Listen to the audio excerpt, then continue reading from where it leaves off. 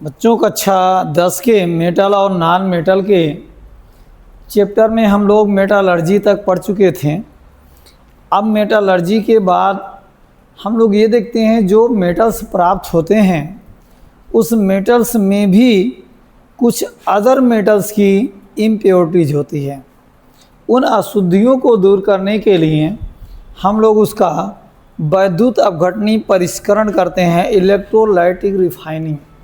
तो आज हम लोग देखेंगे वैद्युत अपघटनी परिष्करण। वैद्युत अपघटनी परिष्करण। इलेक्ट्रोलाइटिक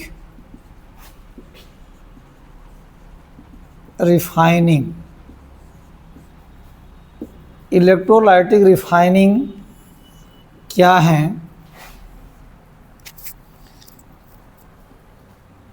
तो हम इसको कह सकते हैं कि मेटालर्जी द्वारा प्राप्त धातुओं में उपस्थित अन्य धातुओं की अल्प मात्रा में जो अशुद्धियां हैं उसे निष्कासित करके शुद्ध मेटल प्राप्त करने की वैद्युत अपघटनी विधि को इलेक्ट्रोलाइटिक रिफाइनिंग कहते हैं।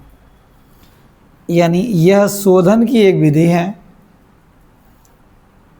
हम कह सकते हैं धातु कर्म से प्राप्त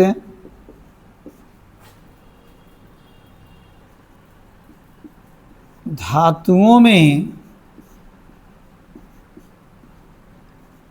कुछ अन्य धातुओं की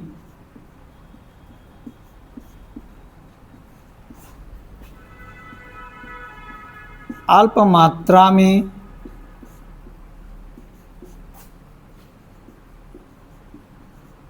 अशुद्धि उपस्थित होती है।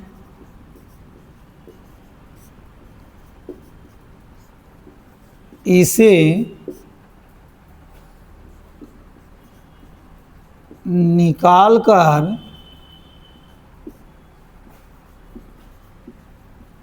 शुद्ध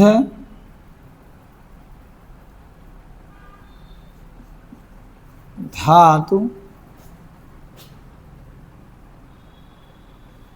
को प्राप्त करना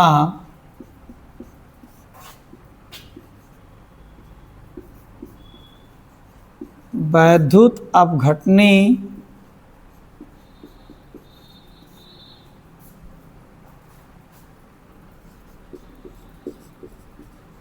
परिष्करण या शोधन कहलाता है।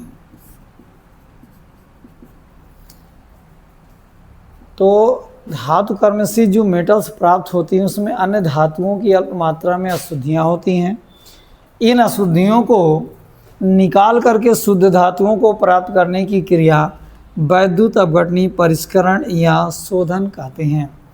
तो यानी इलेक्ट्रोलाइटिक रिफाइनिंग क्या है?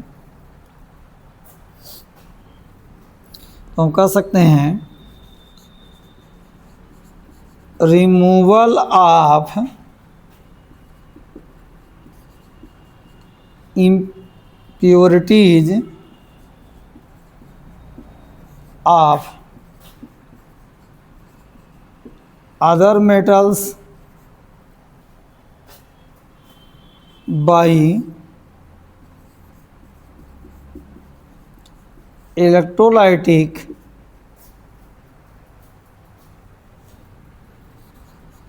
process to obtain pure metal is known as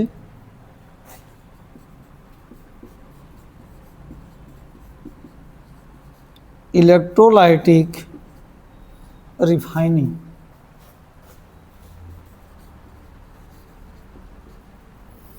electrolytic refining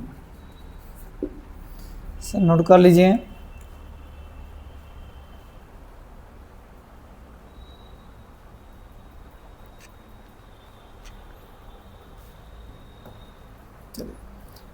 अब हम लोग इलेक्ट्रोलाइटिक रिफाइनिंग का फिगर बनाकर समझेंगे कि ये कैसे किया जाता है।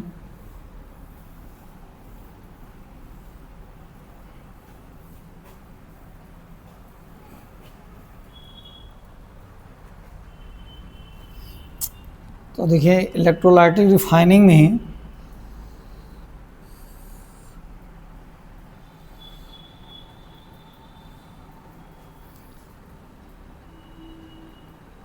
जो इम्प्योर मेटल होगी उसका हम लोग मोटा एनोड बना लेते हैं और प्योर मेटल का एक पतला कैथोड बनाते हैं।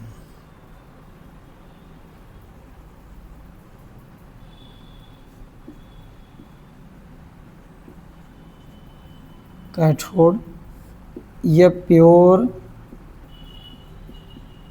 मेटल का होगा और यह क्रूड मेटल का है, यानी अशुद्ध। यह अशुद्ध धातु हो गया और यह शुद्ध धातु का बनाया जाएगा। अब सपोज कीजिए अगर ये कॉपर है तो यह शुद्ध कॉपर का है और यह अशुद्ध कॉपर है जिसको हमें शोधन करना है। अब इसको एक सॉल्यूशन में डीप कर देंगे।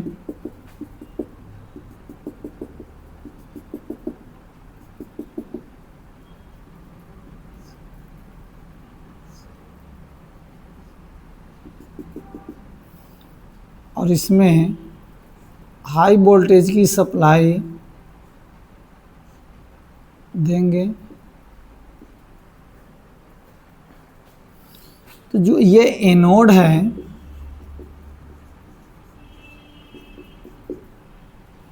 और ये कैथोड है। जब ये सप्लाई देंगे तो देखेंगे क्या, जो इम्प्योर मेटल कॉपर का है इसमें से कॉपर आयन सॉल्यूशन में आएंगे। कॉपर आयन कहाँ आएंगे? सॉल्यूशन में। और यह कॉपर आयन कैथोड पर जाकर डिपॉजिट होंगे, इस पर डिपॉजिट होंगे। धीरे धीरे होगा क्या, जो यह थीन रॉड है कॉपर की जो कैथोड बनाई गई है यह थिक होती जाएगी और यह धीरे धीरे गलता जाएगा और कुछ इसके नीचे एनोड मड कलेक्ट हो जाएंगे।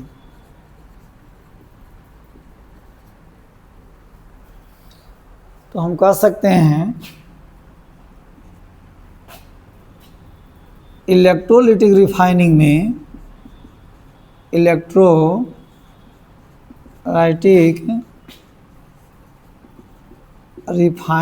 में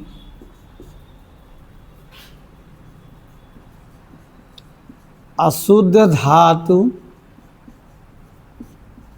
का मोटा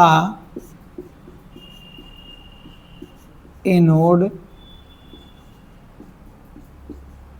बनाते हैं। अशुद्ध धातु का क्या बनाते हैं? मोटा एनोड। दूसरा क्या करते हैं,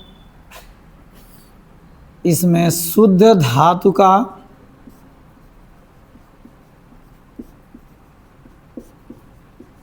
पतला कैथोड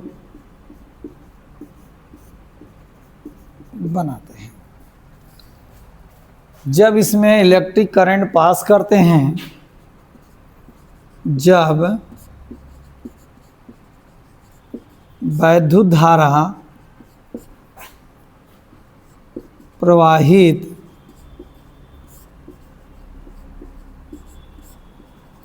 करते हैं तब मोटा एनोड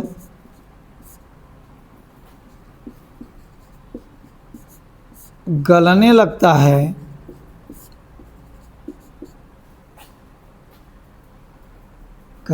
है, क्योंकि इस पर ऑक्सीकरण क्रिया होती है। जो ये कॉपर आयन आ रहे हैं, ये कॉपर इलेक्ट्रॉन त्याग करके कॉपर आयन में बदल जाते हैं। यह ऑक्सीडेशन है, ये ऑक्सीडेशन हो रही है किस पर, एनोड पर। ये किस पर हो रहा है, एनोड पर। और जब ये कॉपर आयन सॉल्यूशन में आते हैं तो कैथोड पर जाके डिपॉजिट होते हैं। हम कह सकते हैं कॉपर आयन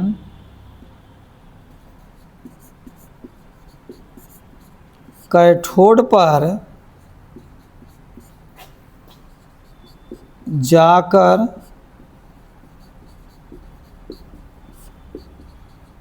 अपचयन क्रिया द्वारा जमा होते हैं।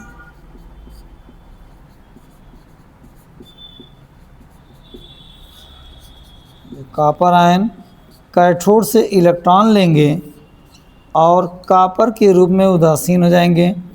यह अब क्रिया रिडक्शन की होती है और यह कैथोड पर होगी। धीरे धीरे होगा क्या कि कैथोड की छड़ मोटी होती जाएगी और एनोड की पल्ली, और कैथोड के रूप में शुद्ध धातु प्राप्त हो जाएगा। तो यहाँ कह सकते हैं शुद्ध धातु कैथोड के रूप में प्राप्त हो जाती है।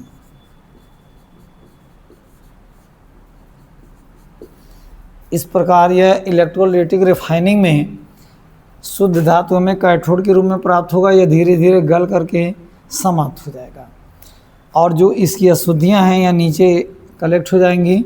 ये फिगर है इलेक्ट्रोलाइटिक रिफाइनिंग का।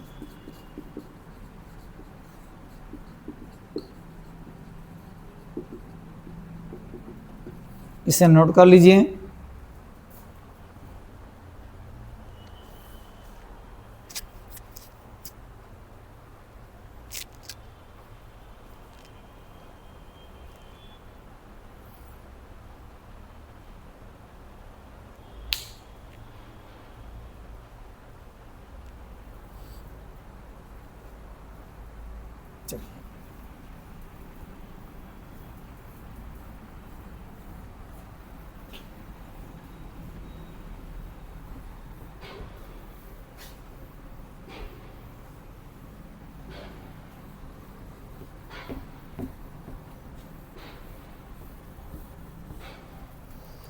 अब हम लोग देखेंगे corrosion of metal. Corrosion of metal को देखा जाएगा। Corrosion of metal. देखिए क्रोजन ऑफ मेटल है क्या, इसको हम हिंदी में कहते हैं धातुओं का संक्षारण।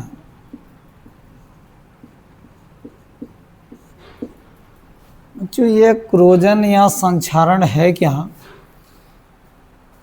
नमी, कार्बन डाइऑक्साइड, सल्फर डाइऑक्साइड इत्यादि के द्वारा धातुओं का धीरे धीरे नष्ट होना ही क्रोजन कहलाता है। तो हम कह सकते हैं slow destruction of metal by chemical reaction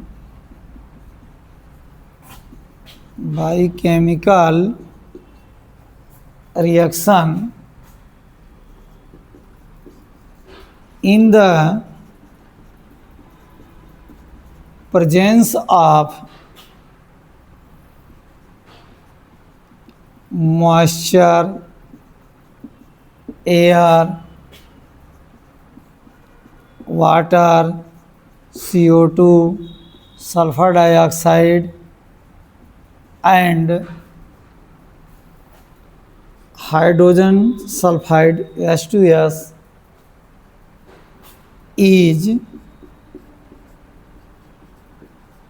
known as corrosion of metal। Hindi में हम कह सकते हैं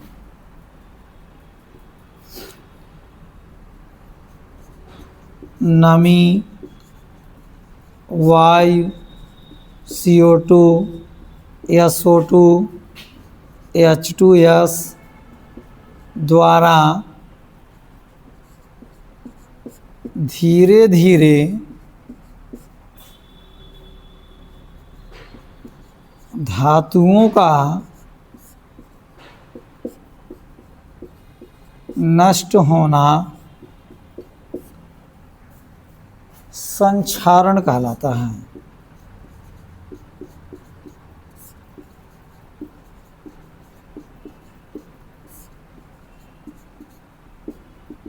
तो हिंदी में भी हो गया नमी, वायु, CO2, SO2, H2S द्वारा धीरे धीरे धातुओं का नष्ट होना संक्षारण कहलाता है। जैसे आप देखे होंगे लोहे की वस्तुओं में जंग लगना, रस्टिंग, तो रस्टिंग भी क्या है, क्रोजन ही है, यानी संक्षारण है। इसे नोट कर लीजिए। फिर हम बताते हैं संक्षारण से धातुओं को कैसे बचाएंगे। नोट कर लीजिए।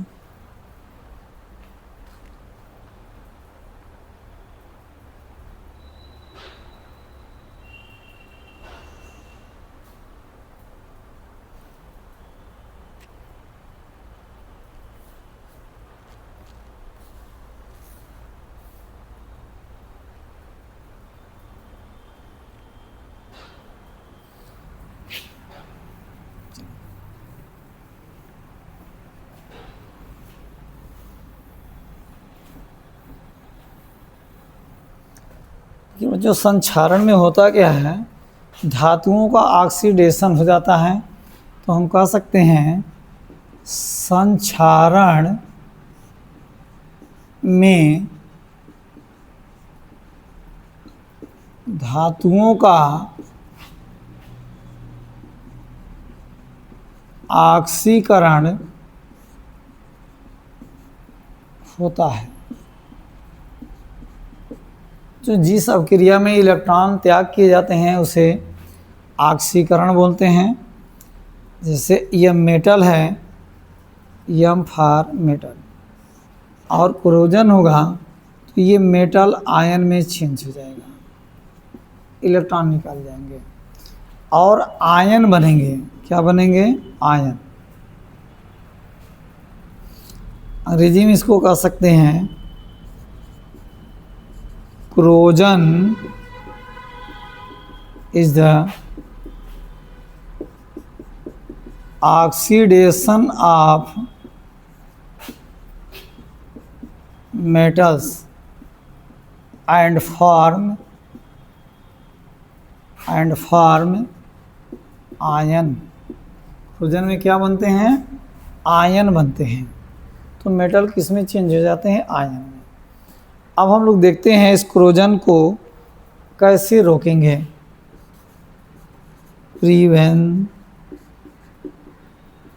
Preventing of corrosion.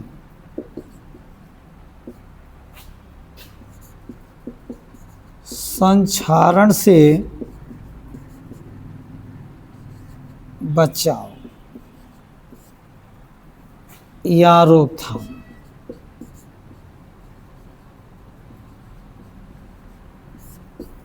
इन धातुओं को नष्ट होने से हम लोग कैसे बचाएंगे, तो इसको देखेंगे। प्रिवेंशन कर लीजिए, प्रिवेंशन ऑफ क्रोजन या संक्षारण से बचाव। तो देखिए, बचाव करने के लिए कई विधियां अपनाई जाती हैं। तो by painting, by painting, by painting यानी होता क्या है, धातुओं की सतह को पेंट कर देने पर उनका संक्षारण रुक जाता है। तो अगर हम पेंट कर दें तो भी संक्षारण रुक जाएगा। दूसरा मेथड क्या है, गैल्वेनाइजेशन, गैल्वेनाइजेशन।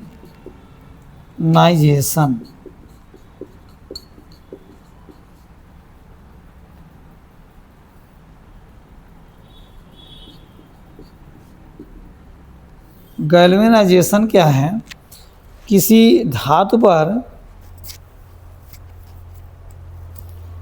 जिंक का इलेक्ट्रोप्लेटिंग कर दिया जाए तो उसे गैल्वेनाइजेशन कहते हैं। यानी किसी धातु पर जिंक का पतला परत चढ़ाना गैल्वेनाइजेशन कहलाता है।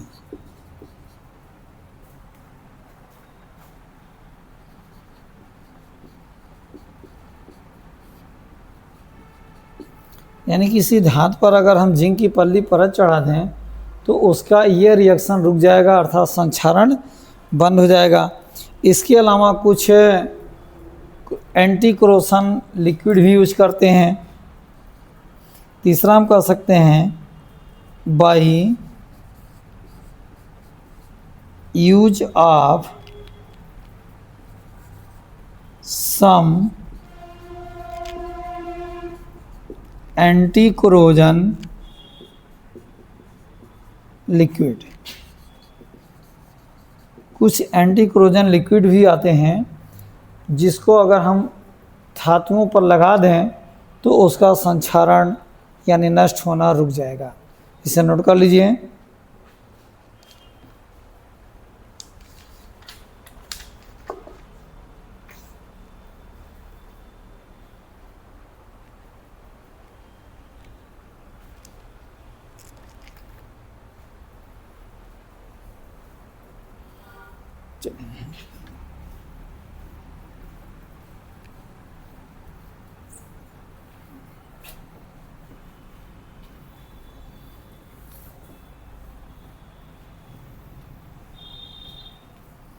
अब हम लोग देखेंगे मिश्र धातुओं के बारे में। मिश्र धातुएं,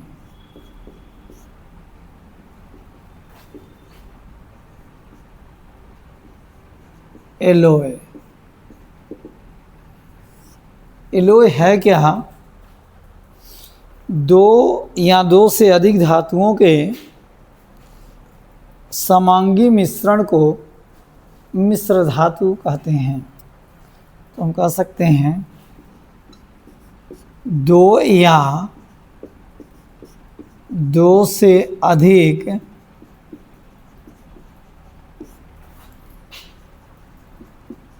धातुओं के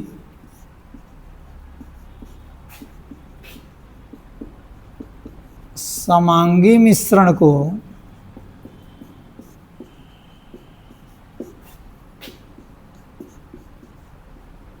मिश्र धातु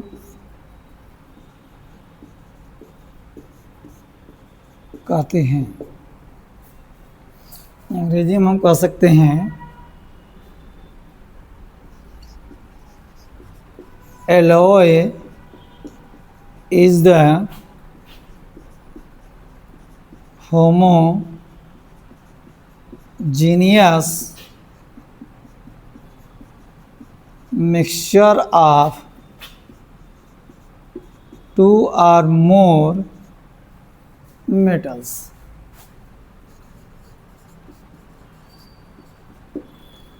दो या दो से अधिक धातुओं के होमोजीनियस मिक्सचर को एलॉय कहते हैं। अब एलॉय की प्रॉपर्टीज हम लोग देखेंगे। प्रॉपर्टीज ऑफ एलॉय, मिश्र धातुओं के गुण।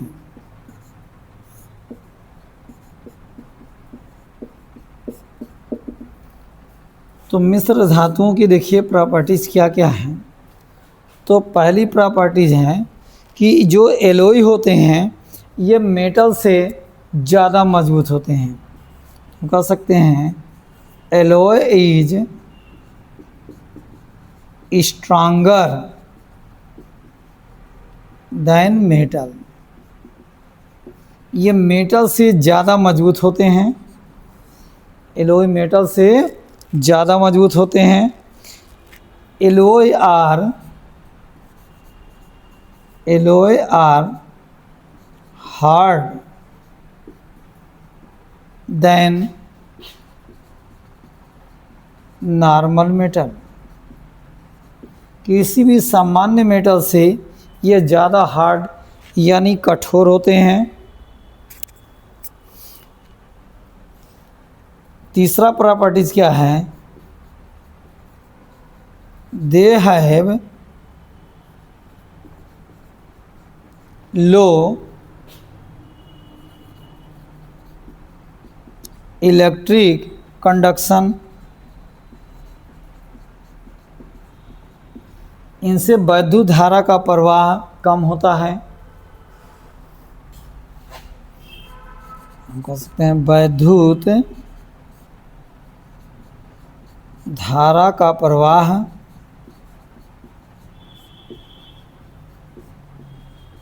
कम होता है। ये तो समझी जाएंगे हिंदी वाले बच्चे भी। ये धातुओं से कठोर होते हैं, धातुओं से मजबूत होते हैं। और इनकी प्रॉपर्टीज़ क्या होती हैं, यह क्रोजन के प्रति ज़्यादा प्रतिरोधी होते हैं। कह सकते हैं they are more resistance to corrosion, अर्थात इनका संक्षारण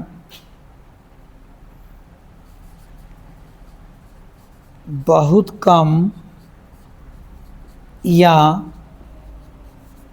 नहीं होता है। इनका संक्षारण नहीं होता है। इसको भी हिंदी में लिख देते हैं, यह धातुओं से अधिक मजबूत होते हैं।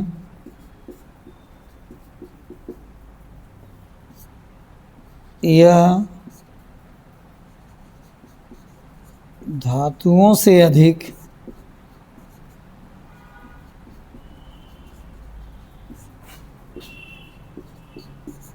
कठोर होते हैं। चलिए हिंदी में भी लिख दिए, अंग्रेजी में भी लिख दिए, ताकि दोनों माध्यम के बच्चे आसानी से समझ सकें। तो यह मिश्र धातुओं की प्रॉपर्टीज हैं, इसे नोट कर लीजिए। तो कुछ एग्जाम्पल बताते हैं इसके।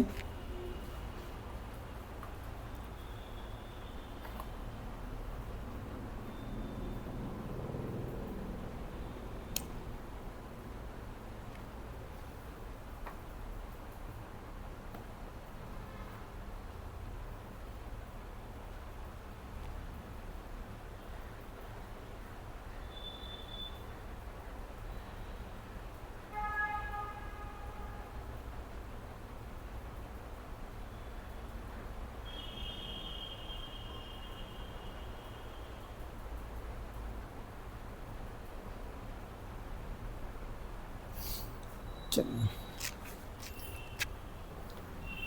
अब हम लोग देखेंगे कुछ मिश्र धातुओं के एग्जाम्पल।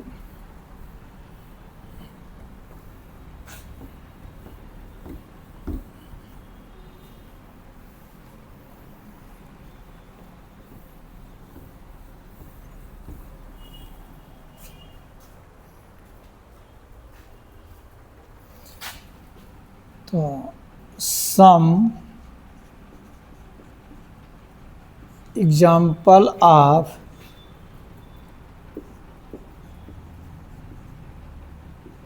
एलॉय। पहला है डूरालुमिन। डूरालुमिन बना कैसे होता है? डूरालुमिन में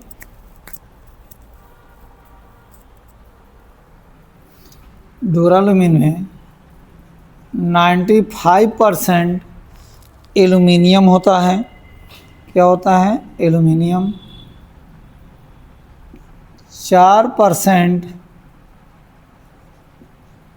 इसमें जिंक होता है। नहीं, 4% जिंक नहीं, कॉपर होता है। 4% कॉपर होता है। 0.5% मैग्नीशियम और 0.5% मैंगनीज। इससे मिल करके बनता है डूरालुमिन। डूरालुमिन, ये डूरालुमिन एक ऐसा मिश्र धातु है, इसका उपयोग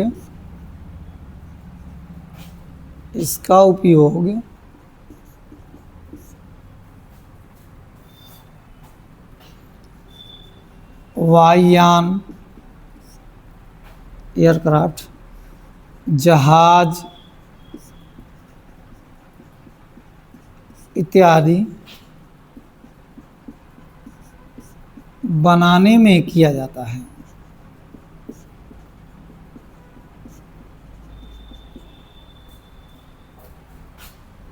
दूसरा एलॉय हम लोग लेते हैं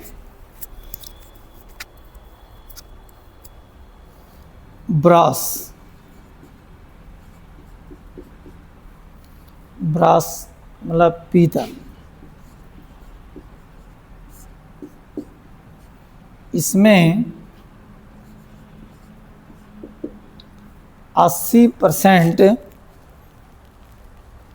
कॉपर होता है और 20% जिंक होता है।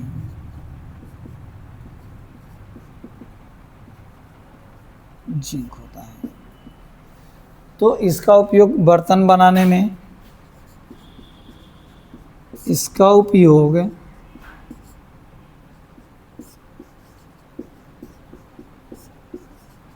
बर्तन बनाने, मूर्ति बनाने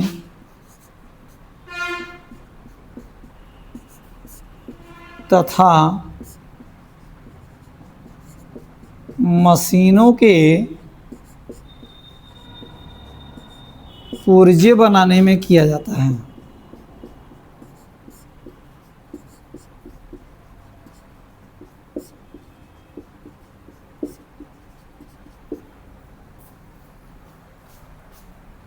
तीसरा एलॉय हम लोग देखेंगे ब्रॉन्ज। देखिए ब्रॉन्ज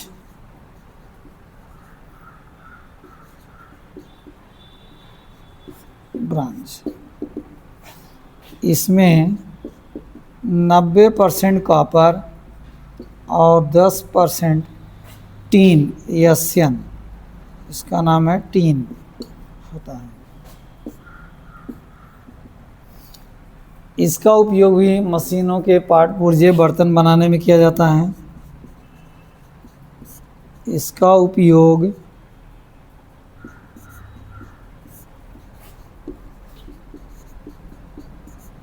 मशीनों के पुर्जे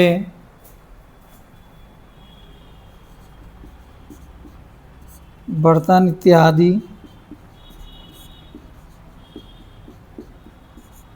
बनाने में किया जाता है। तो बच्चों यह मेटल और नॉन मेटल वाला चैप्टर आज कंप्लीट हो गया पूर्ण रूप से। इसे आप लोग नोट करके अपनी कॉपी में अच्छी तरह से याद कीजिए ताकि बोर्ड एग्जाम में अच्छे नंबर आएँ। अब नेक्स्ट लेक्चर में हम बताएंगे कार्बन और उसके यौगिक, कार्बन एंड इट्स कंपाउंड, जो अगला चैप्टर है। इसे नोट कर लीजिए और अच्छी तरह से पढ़िए, अपने दोस्तों को भी बताइए और हमारे चैनल को सब्सक्राइब कीजिए ताकि हमारा मनोबल भी बढ़े। उसे लाइक भी कीजिए और वीडियो को शेयर भी कीजिए। धन्यवाद। इसे नोट कर लीजिए।